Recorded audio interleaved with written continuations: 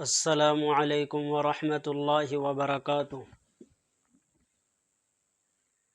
دوستو عزیزو، یہ دور فتنوں کا دور ہے۔ ایمان، اسلام اور باطل کی کشمکش ہے،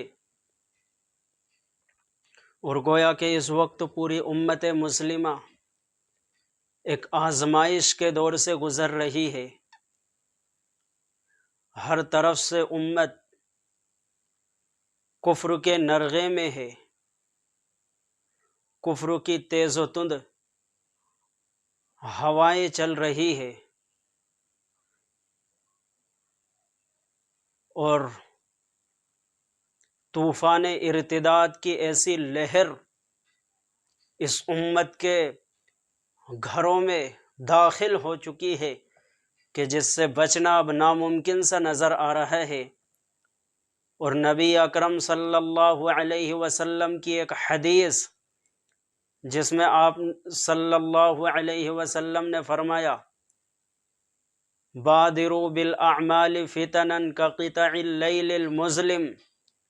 یصبح الرجل مؤمنا ویمسی کافرا ویمسی مؤمنا ویصبح کافرا حتی یبیع دینہ بعرض من الدنیا قلیل، کہ فرمایا آقائے نامدار صلی اللہ علیہ وسلم نے کہ اے لوگو، فتنوں سے پہلے اعمال میں جلدی کر لو، قبل اس کے کہ فتنے تم پر رات کی تاریکی کی طرح آئے، رات اور دن کے آنے کی طرح فتنے تم پر آئے، یا بارش کے قطرات کی طرح فتنے تم پر آئے۔ اور ایک حدیث میں فرمایا: تعرض الفتن علی القلوب کالحصیر عودا عودا، کہ فتنے اس امت کے دلوں پر اس طرح پیش کیے جائیں گے جس طرح چٹائی میں ایک کے بعد دوسرا تنکا پرویا جاتا ہے، اسی طرح اس امت پر فتنوں کی بھرمار ہوگی کہ اس ایک فتنے کے بعد میں دوسرا فتنہ آئے گا، اور دوسرے کے بعد میں تیسرا فتنہ آئے گا، یہاں تک کہ نبی اکرم صلی اللہ علیہ وسلم نے فرمایا کہ فتنہ ایسے عروج پر ہوگا، ایسے شباب پر ہوگا کہ آدمی صبح میں مومن ہوگا اور شام سے پہلے وہ کافر ہو جائے گا، اور ایک شخص شام کو مومن ہوگا اور صبح میں ایمان جیسی عظیم نعمت اس سے چھین لی جائے گی اور وہ کافر ہو جائے گا۔ وہ اپنے ایمان کو بیچ دے گا دنیا کے حقیر اور کمتر سامان کے بدلے میں۔ یہ نبی اکرم صلی اللہ علیہ وسلم کی پیشین گوئی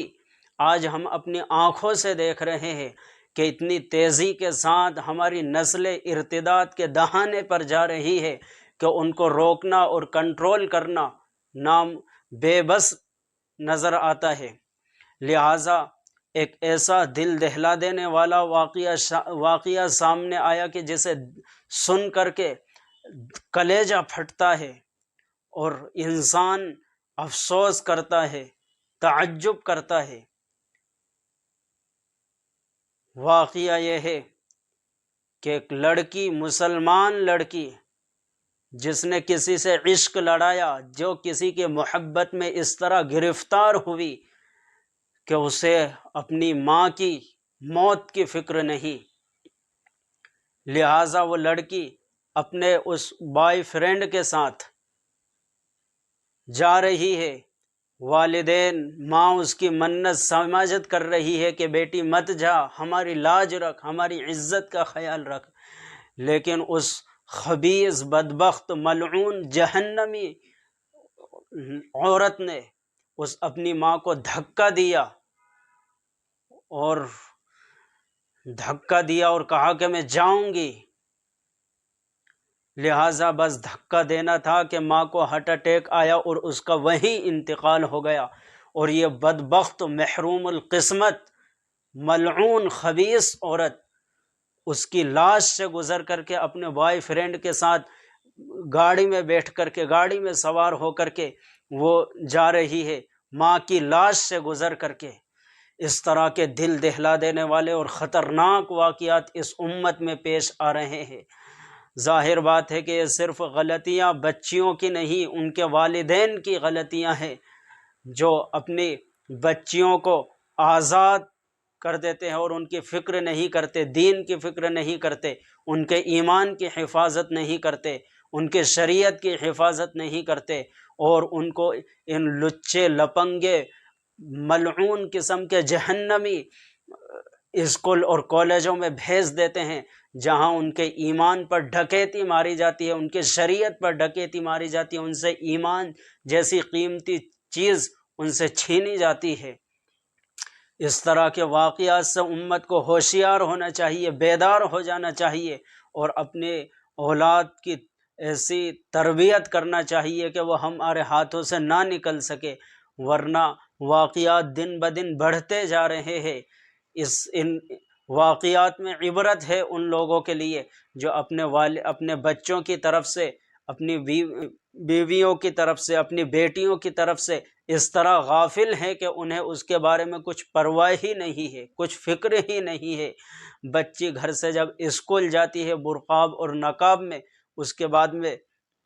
والدین مطمئن ہو جاتے ہیں کہ ہماری بچی بڑی دیندار ہے، بڑی پرہیزگار ہے، برقعے اور نقاب میں اور حجاب میں اسکول جا رہی ہے، لیکن اس کے بعد میں یہ نہیں دیکھتے کہ وہ وہاں کیا کر رہی ہے، اس پر ان کی کوئی نظر نہیں۔ اس لیے نبی اکرم صلی اللہ علیہ وسلم نے جس دور کے بارے میں فرمایا تھا، وہ دور آ چکا، داخل ہو چکا، اور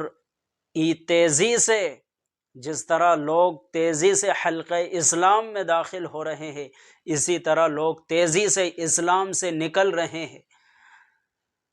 فلاں حافظ صاحب کی لڑکی نے آج اسلام چھوڑ دیا، ایمان چھوڑ دیا، اور وہ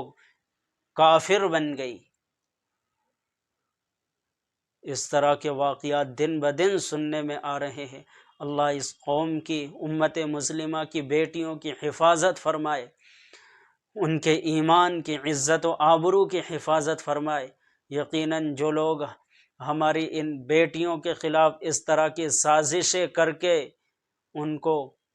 ایمان، اسلام اور شریعت سے دور کر رہے ہیں، وہ ان کی دنیا بھی تباہ کر رہے ہیں اور آخرت بھی تباہ کر رہے ہیں۔